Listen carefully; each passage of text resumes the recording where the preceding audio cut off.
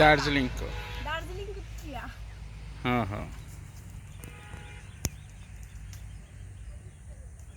अनि जो बङ्गलादेश पढ्छ त्यसले यस्तो धेरै कन्ट्रीहरू घुम्न पाउँछ है होइन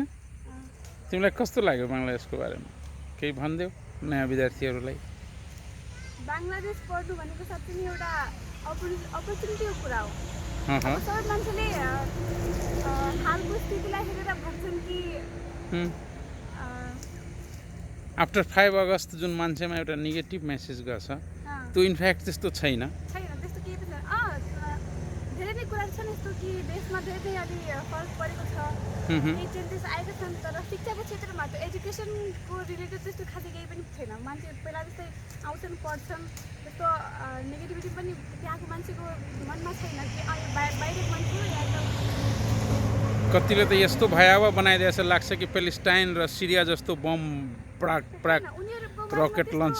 धेरै नै स्टुडेन्टको लागि धेरै नै कोअपरेटिभ छन् त्यस्तो खालको केही पनि छैन नेगेटिभिटी कि बाहिरकोबाट आएको छ भने नराम्रो या यस्तो केही पनि छैन धेरै नै कोअपरेटिभ हुन्छ मिलनसार हुन्छन् त्यस्तो युनिभर्सिटीहरू त नेपालमा छैन होला होइन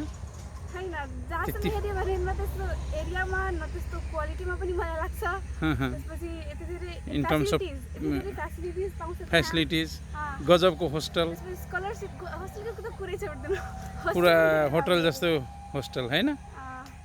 हाइली सेक्युरिटी केटी मान्छेलाई कुनै अप्ठ्यारो छैन